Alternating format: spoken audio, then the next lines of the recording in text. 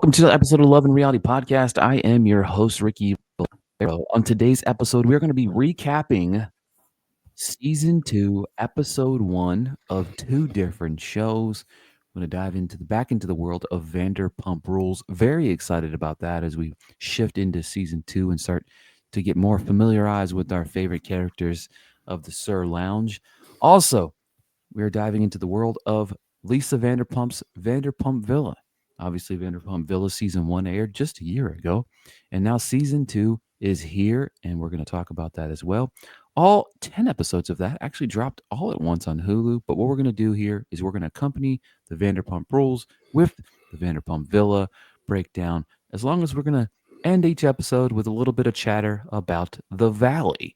Of course, it's all Vanderpump on this podcast. Maybe we'll just, be a love and reality. It's all Vanderpump Power Hour here. But as always, I'm joined by my podcast partner here, who I've dragged through the mud and joined me in this journey, who's binge watched so much Vanderpump Villa and so much The Valley, and now joining me with Vanderpump Rules season 2.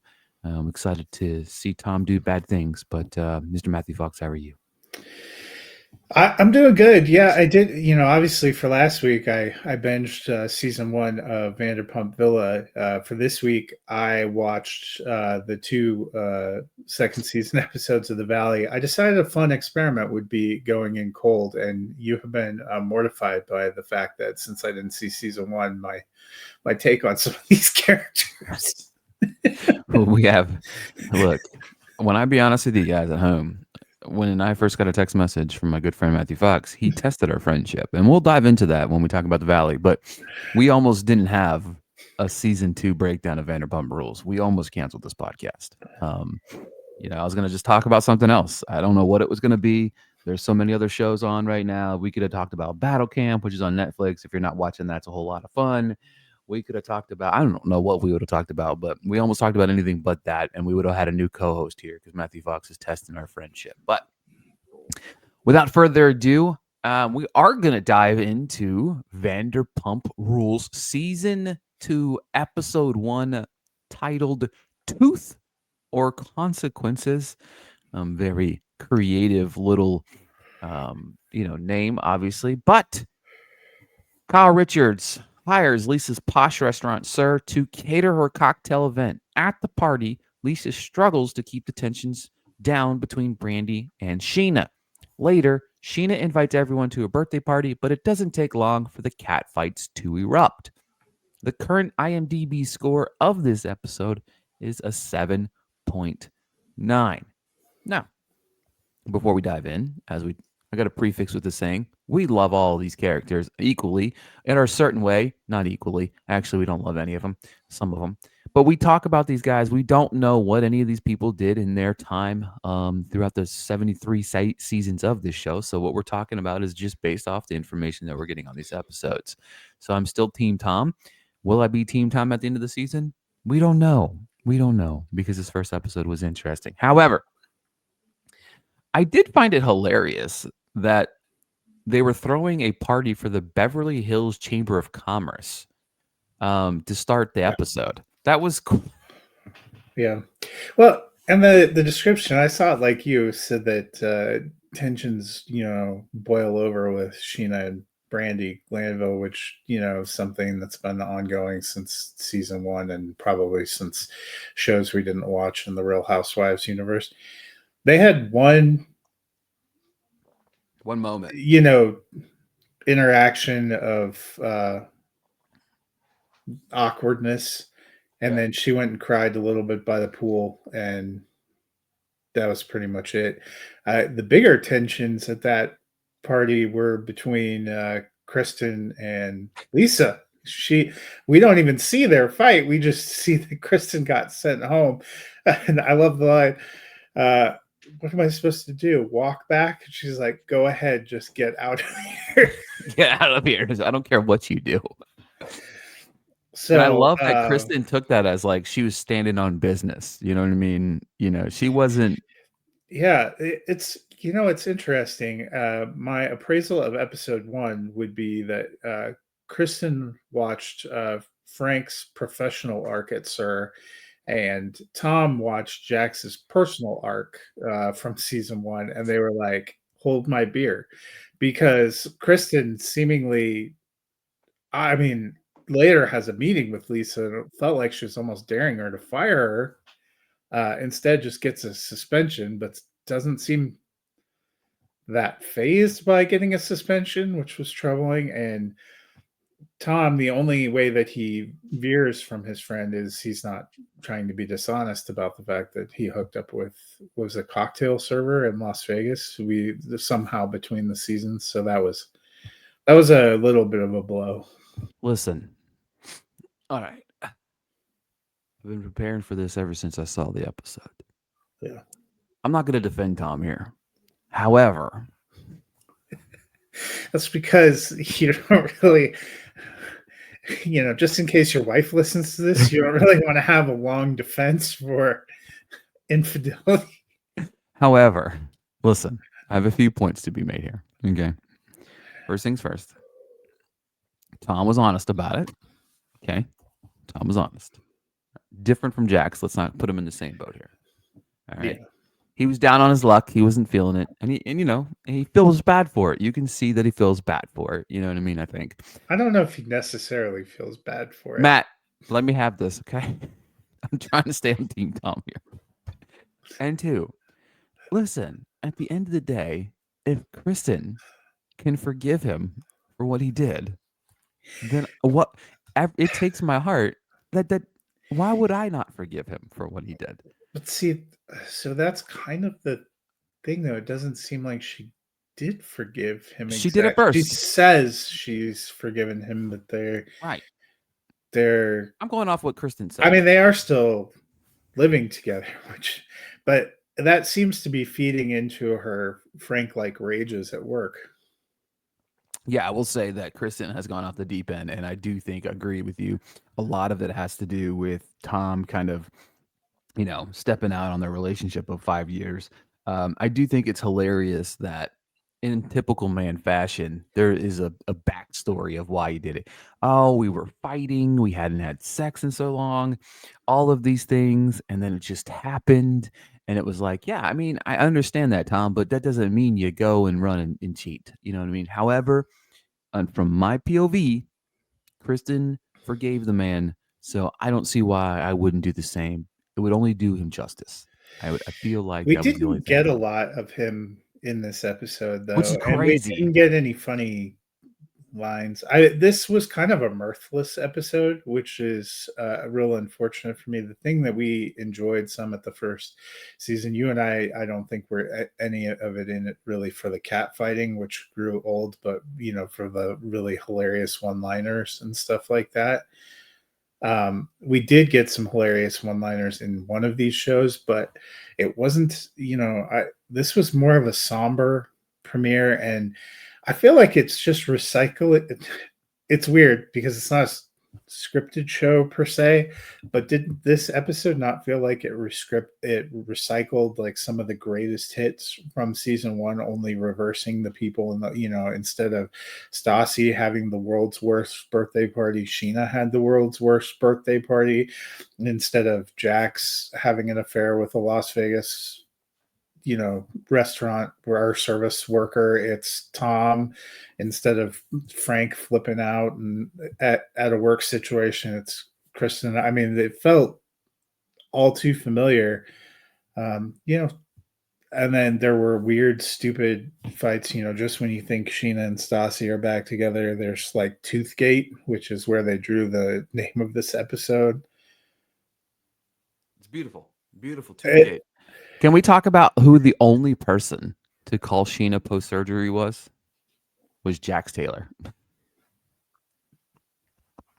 he's keeping all of his options open, which you know we're now seeing him a decade and a half later. That tracks. That's a consistent note in his life. You got to keep all avenues available to you. So there was a few different things. Obviously, Oshina and Pandora share the same birthday. Lisa buys them both the same dress. Lisa threatens, Sheena not to tell the other girls that she bought the dress, even though this is going to be aired on TV at some point, which is hilarious. Um, you know, and Kristen and Stassi obviously went through and found the girl that Tom cheated on Kristen with, which I found hilarious. But there was one good line.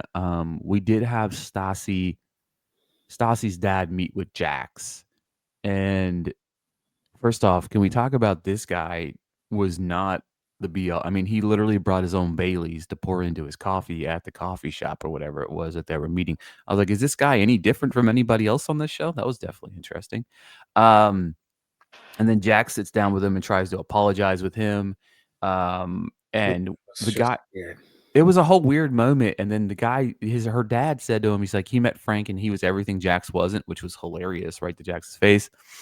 And then, Jax's line of "Who the hell was Steve McQueen" was one of my favorite lines of this episode. Mhm. Um, but yeah, that whole you're right. Like it was literally. I It don't just get the meeting between those two because that was weird. But again, we got a Frank meeting with Stassi's parents, right? That was a meeting that we got last season. We got a birthday party that went haywire. We had Tom cheating instead of Jax. It was all in Vegas. You know what I mean? And we got a cat fight that ended it all. And yeah, I'm just I'm worried we're gonna take a turn away from we might have been in the minority. We were often reflecting the episodes that were the most highly rated, and the reasons they seemed to be the most highly rated weren't the things that you and I thought were fun yeah. about the show. But it Mhm. seems like this second season, which 7.9 continues a pretty decent rating considering the arc of the episodes. I don't think we had any last year that were higher than like an 8.1, so that's pretty close. It seemed like they're leaning into the things that maybe People liked about fans it. liked, and we're 12 years too late to give input on that as fans. So we might be just kind of stuck with what we get. But I mean, it definitely felt like I've seen all this before. You just shuffled around the players. Is this Mhm. Final Destination 3 now? Yeah, and then they just That's make still coming for us, but you just rotated a different person to the front. and we just get more episodes. Yeah, and that's going to be a concern. And it's only one episode, but I watched the coming on this season. I don't know if you did, but it certainly seems like Tom's continuing down that season one Jack's trajectory by having a fling with a coworker now that caused. And But I'm like, but did they have a but okay. what we don't know, do they break up for him to have the fling is the one, and let's not go so crazy on Tom, right? Tom has a lot of grace for me because of the traitors. So and I want Tom to come on the podcast and he can defend himself for the actions of 15 years ago. You know what I mean? But Well, I just meant in terms of no, it looks like more yeah, recycled storylines, it is does, that yes. and they're hitting some of the same things. We know they're gonna do the Pride Parade again and have drama on the float, which they had in this first season. I looked at one of the descriptions, talks about doing that photo shoot again because that was So so monumental. awkward. So, that becomes a slight concern. I believe the second season is longer than what we got with season one. 15 episodes. Hopefully they'll have to come up with some new. Well, three of those are going to be a reunion and clips specials. Oh, 14 episodes. We have 14 14 episodes. episodes. But I think the last one was 8 regular episodes. So I'm Yeah. sure there's going to be some more. And there's a real top rated one toward the end of the season. I was just looking at the scores that's in the 9 range, so I'll look forward to that. Yeah, and that's the thing. Like, I mean, I'm not.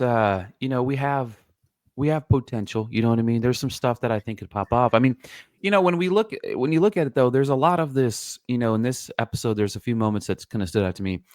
Stassi still gets on my nerves, right? Stassi at the end of the episode, towards the end of the episode, she's like, talking about breaking down. She would go medieval if somebody cheated on her. I'm like, this is confusing. Didn't Jax cheat? She said she's Yeah, gonna write Obama a letter. Um, yeah. Well, all I know is this one, the penultimate episode of this season, is the top rated episode for the entire series. So I am getting kind of excited, or the next to top rated episode, because I'm looking at their top rated of all time. Yeah, I mean, the thing about it is I don't disagree with you because there is elements that we're sitting here and we're like, oh man, like this is redundancy, and it falls into that trap almost. You know what I mean? And it's kind of crazy because it's like at that time. But then again, if you look at the format of these style of shows, Vanderpump Villa is not much different. You know what I mean? Like Hmm. it's almost the same show. It's just a little bit more fresher drama. You know what I mean? Obviously, and obviously that's kind of well. No, before we have the segue, we have to.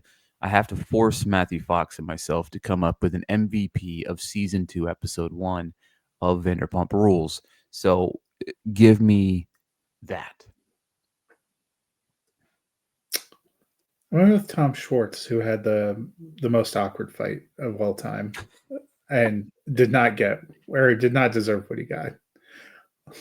Not at all. And then the description, they figured that they were more likely to like hug or pillow fight or something, or have a fist fight. I can't remember exactly what they said, but that was at least kind of entertaining. Yeah, it was. I mean, yeah, towards the end of the episode, for those of you, when you watch the episode, we get Sheena's man, Shay, basically gets hammered. And his drunkenness kind of turns Tom into a little bit of a shoving matchup. Everybody tries to figure out what's going on. Somehow, Tom gets thrown out of the bar, which, And Katie, it's well, and because they Katie. just decided that they wanted all of them to go or whatever, Yeah. And then we see, which was hilarious, Sheena's like yelling from the rooftop, pleading with Stassi to come back up. And and she telling the doesn't. other ones to leave because apparently they're not allowed to stand on a public sidewalk. Exactly. Like, please leave. And they're like, we're on the sidewalk. What do you mean, leave? But yeah, for me, look, finding finding an MVP of this episode, I like the Tom pick. That one kind of threw me off guard a little bit. For me, I almost went with Sheena's glued-in tooth, but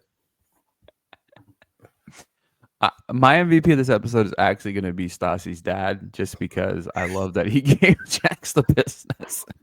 So I don't know if that's allowed, but we make the rules around here. So Stassi's dad is the MVP of this episode. we could also, I can't remember her name, but Lisa's general manager who had to sit awkwardly in that In the meeting with employee Kristen, meeting. didn't say, but like I don't think she But said a word.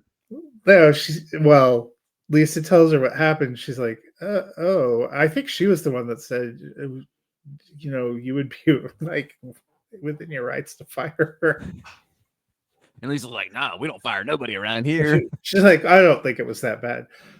I don't know. I've had a lot of jobs. If I told my boss to like f off at an important event, I don't think I'd be employed. I don't think so. I mean,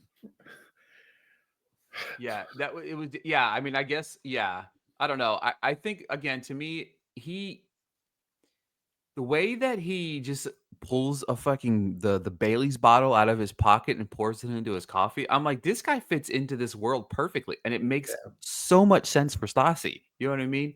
yeah. I mean, it just yeah.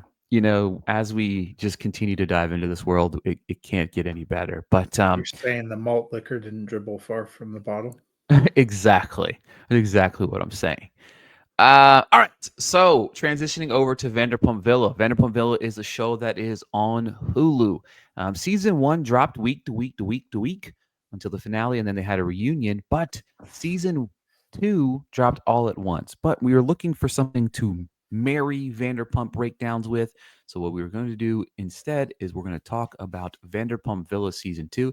And you know what? We're going to end the show with what I'm going to coin at the reality corner, right? Where we're going to talk about other shows that we're watching. This is going to be The Valley. I'm going to talk about another show that I'm watching. And we're going to talk about some other stuff, other reality shows that we're watching as well at the same time. But let's talk about Vanderpump Villa here, right?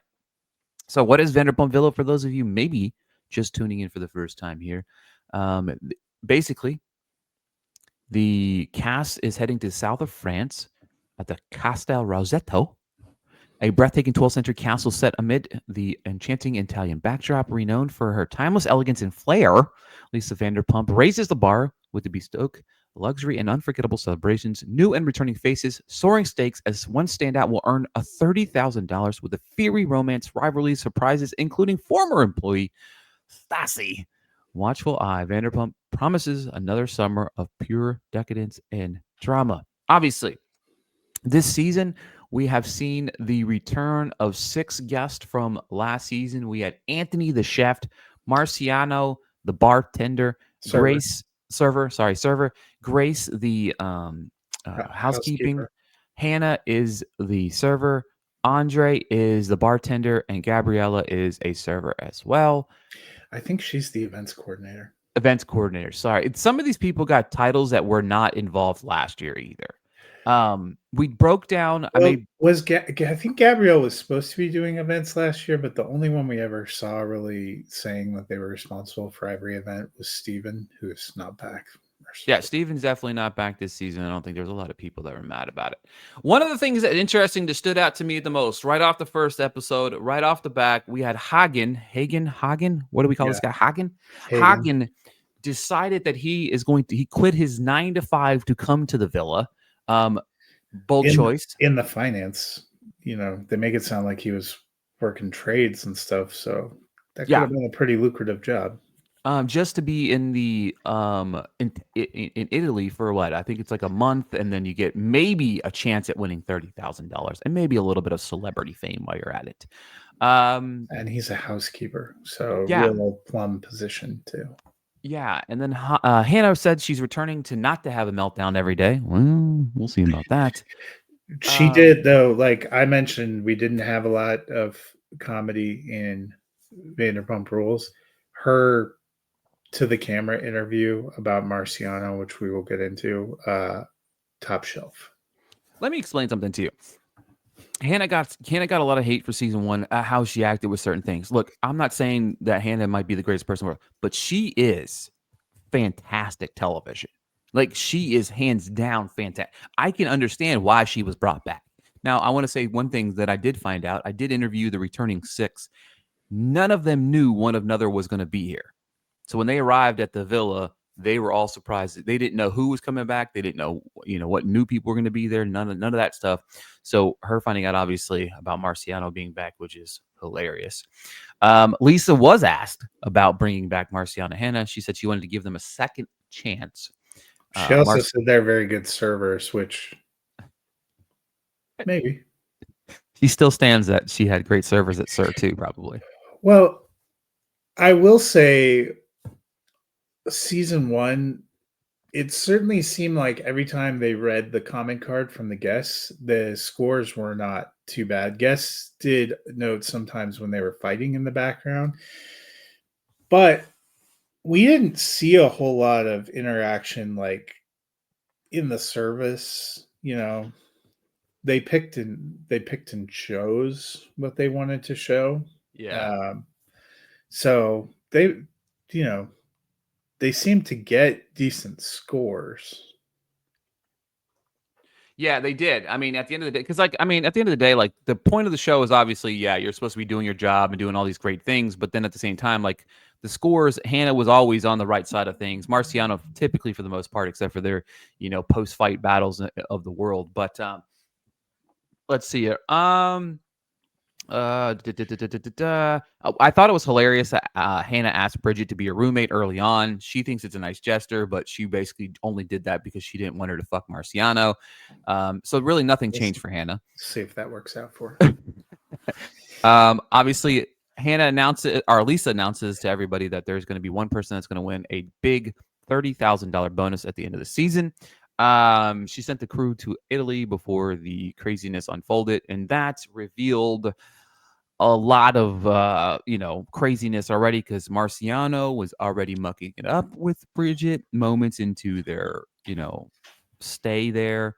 Um, Hannah was already pissed off, and then for some reason Dominic decides to stir the pot already. This guy he comes out and says And he says he wasn't involved and he wasn't taking sides or anything, but he went to each of them and seemed to try to ruffle the other one up with those weird.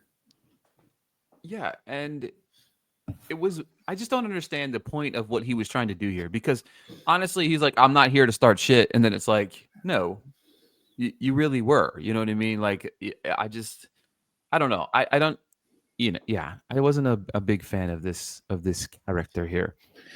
Um, another so unless I misunderstood, it seemed like Marciano was saying he's decided to be sober, Yes. which was interesting. But the greatest revelation was, so he and Hannah, at the end of first season, it seemed like they were going to give their relationship a go, which, if you watch the reunion, you could tell did not really, take flight. So now they're just friends. But it seems like part of that is because Marciano decided to now fill his time with his new passion for DJing, which made me laugh, but not nearly as hard as Hannah's aside. There are a lot of things apparently that she finds acceptable, but not DJing. And she went on like a long screen about how she couldn't believe she let that man put his penis in her after watching his DJ video. And I'm like, oh my God. So that was, we didn't get any great quotes from Tom in the first half of our double dip, but that was certainly a memorable exchange. Yeah, yeah, hilarious to me. Hilarious. And the thing about it is I also am quite fond of Marciano too. So he's definitely one of those. He's definitely a Tom-like character. I think in most instances. I think he's actually the perfect blend of like. I don't know if this is perfect per se, but I feel like he is a blend of Jackson Tom in the early days of Sir. You know what I mean? I feel like he's got a little bit of a flair there. My favorite part of this entire episode, Mhm. my favorite guy returning, obviously, Chef Anthony. And the Oh, yeah. reason he is because he's no nonsense, right? He's just there cutting the business. I want to do my job type of thing. It's almost insane to me to think that how this guy doesn't really walk away with the $30,000 just because he shows up, does his job, and lays the business down. He was definitely the MVP. To me, he calls out Bridget early and does not hold back.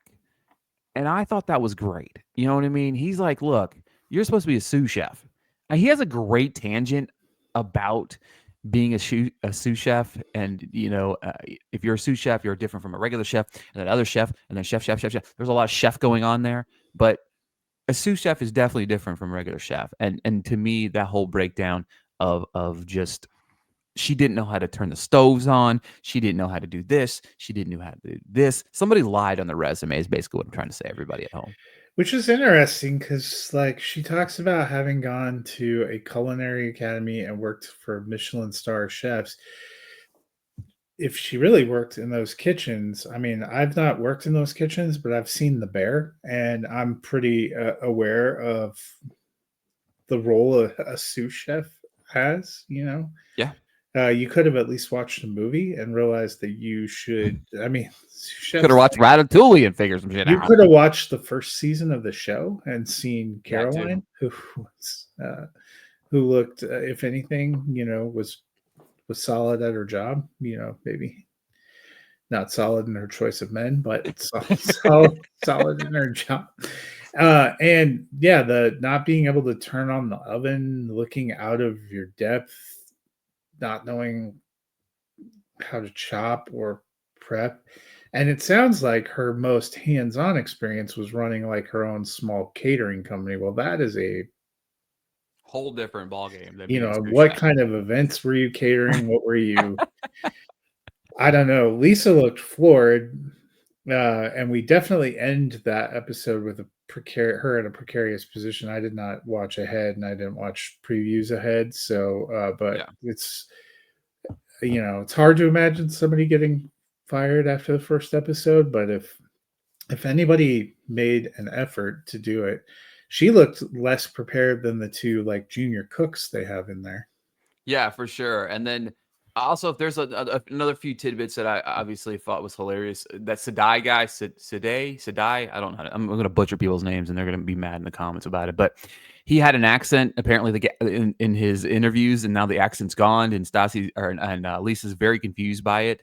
Um, Well, like a proper British, they give you a sample of it that just seems to have evaporated.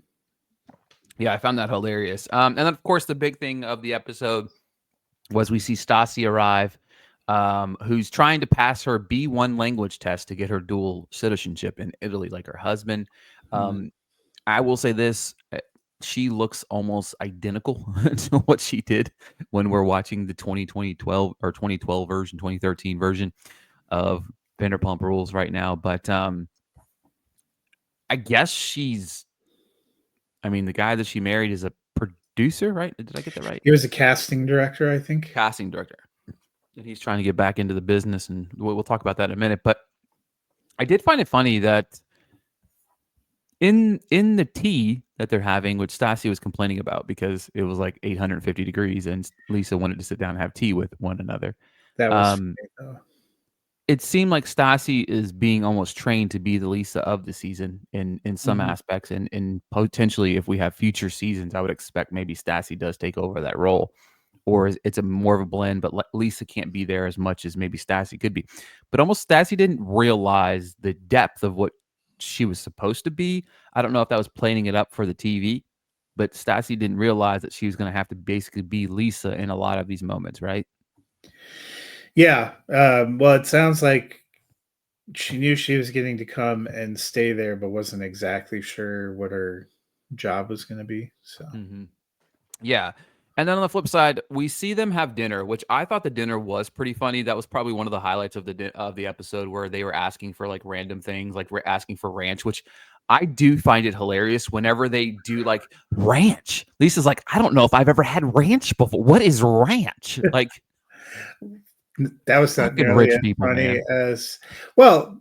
And so to clarify, Lisa tells, so they have their opening night dinner, which Yes. is just Lisa and her husband Ken and Stassi and her husband Bo, to try to put the staff through their paces. So she tells them we need to come up with weird requests. So I like love weird Ken's requests. request, I need another carrot, which I almost died.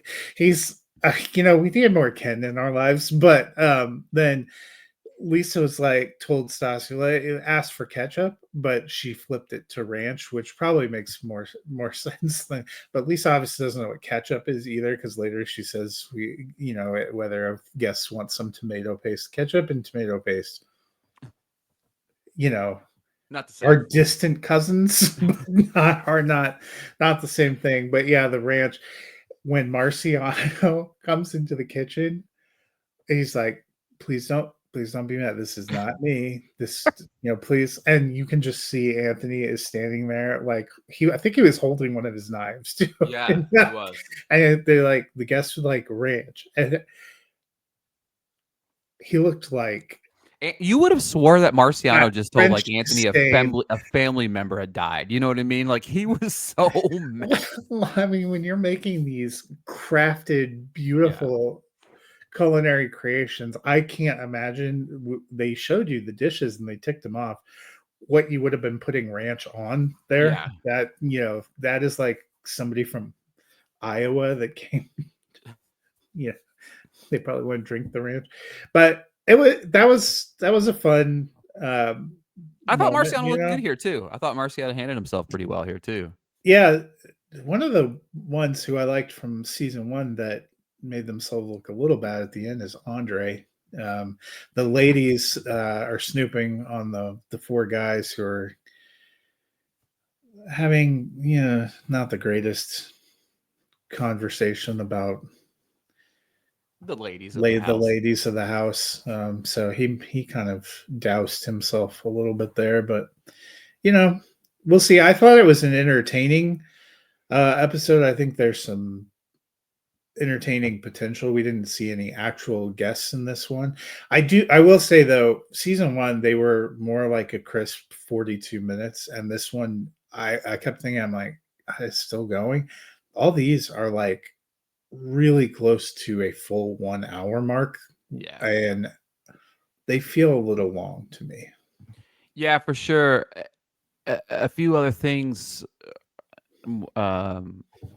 Hannah said, I could feel Marciano's penis getting closer and closer to Bridget. That about made me lose my shit.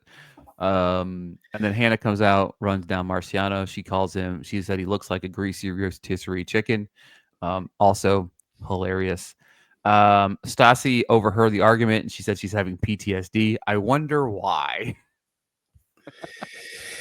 I wonder Well, why, Stassi. the second episode's title is Gold Medal Drama, so that'll be something to look forward to. I do like when these shows are, like the 40 to 42 minutes. There was a couple episodes of season 1, I think, that were even sub 40.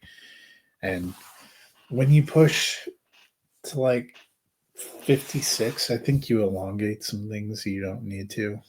Especially since there is still 10 episodes this season. You know what I mean? So, Well, um, and then they had like outtakes during the credits of yeah, the pilot. yeah. Are they going to do outtakes during all of They the? had like a little outtake at the end of each episode of season 1 too, though. No, maybe I There was a don't. lot of Eric dancing, a lot of That's probably why I blocked it out. singing and shit. Obviously the Stassi and Bo's little romantic dinner was kind of funny because she's the breadwinner, but he wants to go back to work. He wants to be a version of himself instead of wrapped up in her life. I mean, So again, yeah, he said he was doing casting. casting. At least that's what I thought. But I just looked on IMDb because he's on there, and he has like one casting credit for a short. He has some acting credits, which I had to do a double take because it shows him as being a star of a movie called The Revenant, but not the one you're thinking of. This is Oh, a 2009 like vampire. I know. I looked. I was like, it's like, wait a minute, oh, he was? yeah. I was like, wait, what?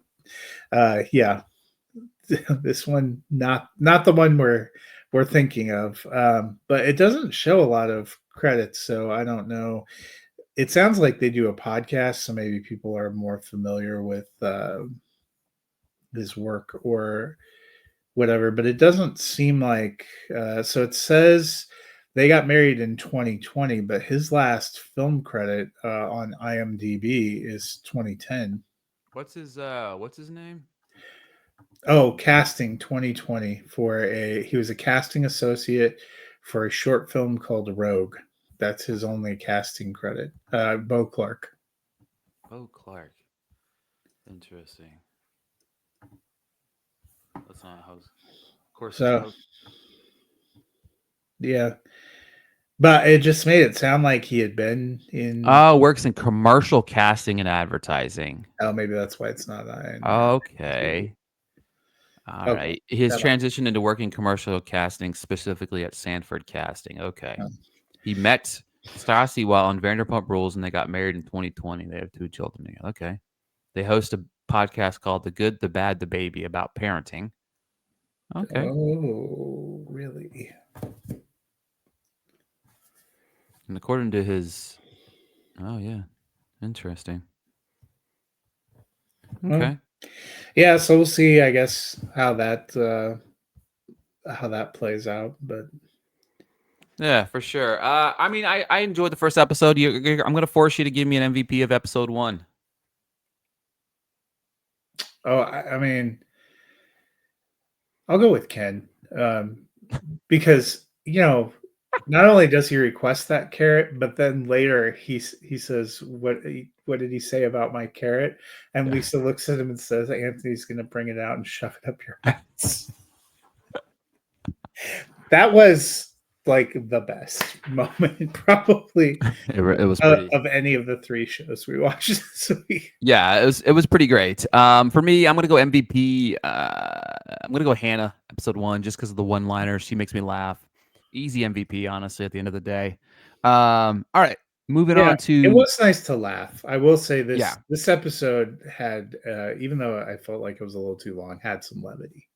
it does. I think it does, and that's what I think makes it. And I think the modern day aspect of it makes it a little bit funnier than watching some of this old stuff with Vanderpump Rules. So that being said, all right, we're going to transition to the reality corner, talk about a few things that we're watching. First things first, The Valley. You dove into the first 2 episodes of The Valley. Give me your thoughts on what you displayed in episode 2, and go ahead and make me mad so that I can rant about the person that I hate so fucking much about this show. I mean, I honestly don't care for any of them really. They all seem like kind of flawed. I don't know if there's something that feels more disheartening to me about watching middle-aged people who are closer to our age living these kind of shallow lives either. Um, but I I don't know if it's the way it's edited or put together. Again, I didn't watch the first season, and I know some of these people probably will get to on a lot later seasons of Vanderpump Rules that we will have time invested in them. But I don't think they make the lady characters or the ladies on here look very good. Yeah, I'm trying to remember. I'm assuming I'm pretty positive. I don't think are Danny and Nia in I Vanderpump. also don't think that they know what the term gaslighting means. They certainly use it a Okay, lot. so Danny and Nia were both on Vanderpump. Okay. Brittany was too. That's Yeah, I what know made me Brittany think was. that. That one's obvious to me. But How is the Valley cast connected to Vanderpump Rules friends? I have a website I'm clicking on right here. I think I told you though the best moment. They're spending a lot of time invested in this Jax and his meltdown and behavior. Feels like we've seen things like this before. New revelations apparently that they all do a lot of coke. That came out.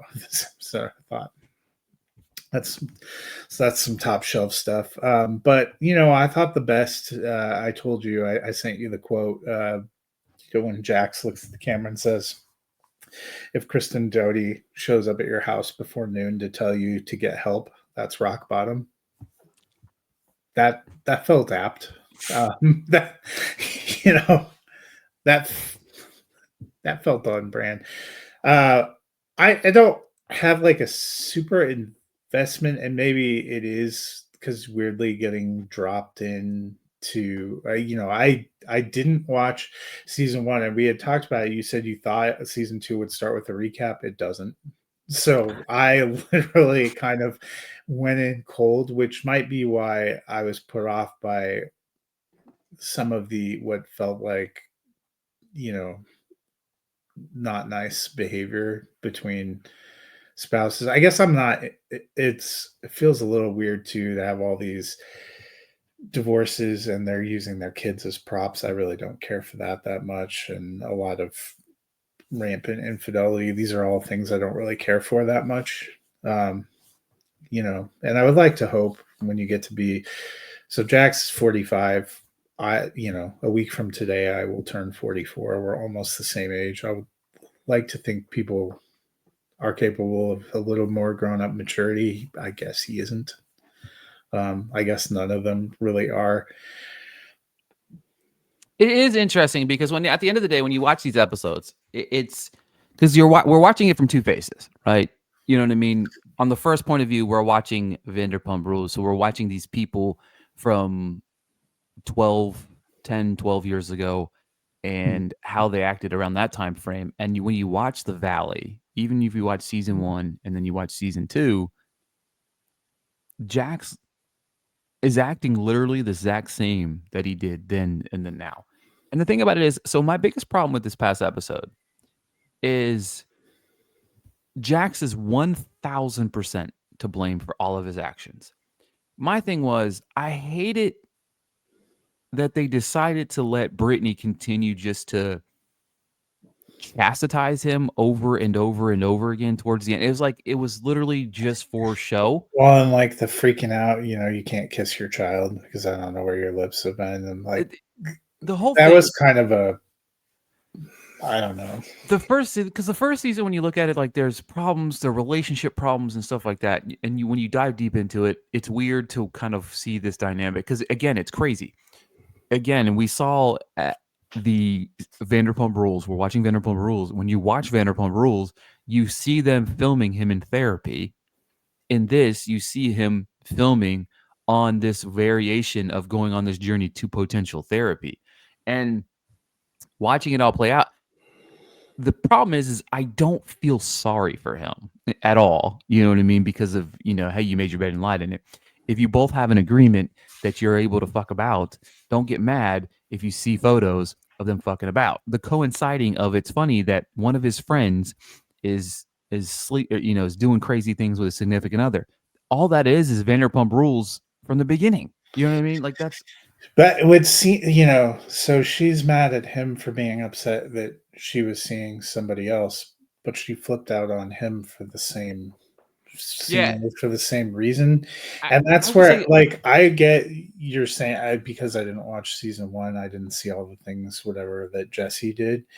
All I was saying is the way, and I could be in just editing, and it could be, but the way that they make his ex-wife look in these first two episodes was a real turnoff.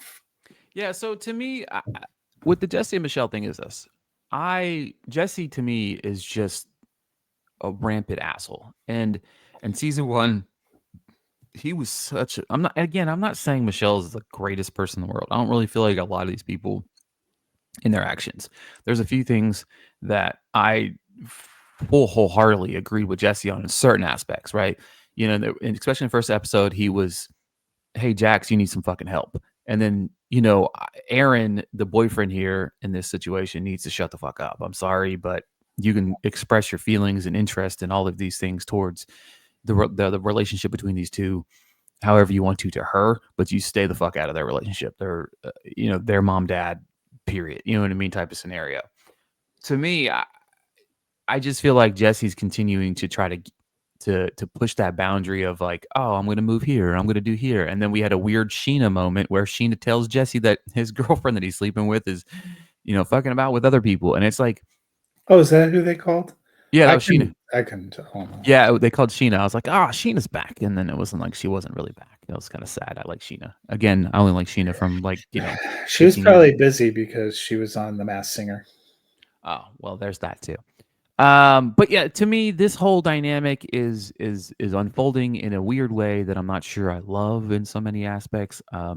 Obviously, nobody in this world, when we watch this, obviously, of course, we want Jack to get help. I mean, he does have a son. His son seeing this is awful. His son seeing any dynamic of that is awful. But I mean, the fact that all these people have kids bums me out, because they seem to be using their. yeah, I I mean, mean, you're and the not only one, wrong. They're all kind of using their kids against each other, which is unfortunate. yeah, and the thing about it is like with Kristen now, it's like she's a little bit older. Obviously, we know in the real world she is pregnant now. So that's obviously going to come to fruition at some point in the show. Luke feels like the most sane person of the group, and he's just kind of in for the ride, which is interesting. But I don't know. This show is definitely winds you up really easily. But it's a perfect segue. Talk about something else I'm watching. Battle Camp. It's over on Netflix. If you're not watching it, you should be watching it. It's a challenge version of Netflix. They bring everybody from the Netflix universe all together, from your past favorite shows, from Love Is Blind to Out to Handle to The Mole. The list goes on and on. I really enjoyed the first episode, first 10 episodes. Not first 10 episodes. I really enjoyed the season one of it. All 10 episodes dropped at once, which I hate. Shows that drop all 10 episodes at once when it comes to reality TV makes it so hard for reality TV content creators to actually follow the show and do the show. Like the biggest reason why we did Vanderpump Villa the same time we're doing Vanderpump Rules is because Vanderpump Rules is in the back. It was 15 years ago or 12 years ago, and Vanderpump Villa, it's a little bit easier to cover to kind of coincide it. So that's the biggest reason why we decided to do it. But as a content creator for reality TV space, you dropped Got to Get Out, Battle Camp, Vanderpump Villa, all of these shows all at once. That's 30 episodes of television all at one time. And then you have The Valley on right now. Then you have so many other, other reality TV shows that people are trying to cover. It's hard to cover all of it at one time. When you have a weekly thing, if they had Vanderpump Villa weekly, The Valley weekly, and of course we were coming old school Vanderpump Rules, it makes us a little bit easier to cover the shows. But I know they don't really care about us at the end of the day, but it just makes it easier for creators, and I think it makes harder for creators to create content based in this space. But that being said, there is some fun shows coming out. If you're not just in the mood for just reality TV things, The show 24 and 24 is dropping this week or tonight, actually. Well, tonight, as in this past today is the April 27th. 24 and 24. It's a cooking show on the Food Network. It's where chefs cook for 24 consecutive hours, compete in challenges and stuff like that. I loved season 1. I'll probably talk about that next week's Reality Corner. That show does drop weekly. There's a show called Love Hotel dropping on Bravo on 4/27 as well. There's a show called Yes Chef, I think it's called, dropping on NBC with Martha Stewart and 10 one other. p.m. on Monday nights. Yeah, 10 p.m. Monday nights. That looks interesting. And obviously, Mormon Wives season 2 is coming May 15th. But I think that's about it, right? There's a lot of reality TV happening right now. But that's the gist of it. That's the gist of this episode. We'll be back next week breaking down more Vanderpump Rules, more Vanderpump Villa, and then, of course, having the reality TV corner where we talk about a little bit of this, a little bit of that, a little bit of everything. Matthew Fox, thank you so much for joining me again this week to break down all things in the crazy world of reality TV. We'll be back next week. We're super pumped for Vanderpump.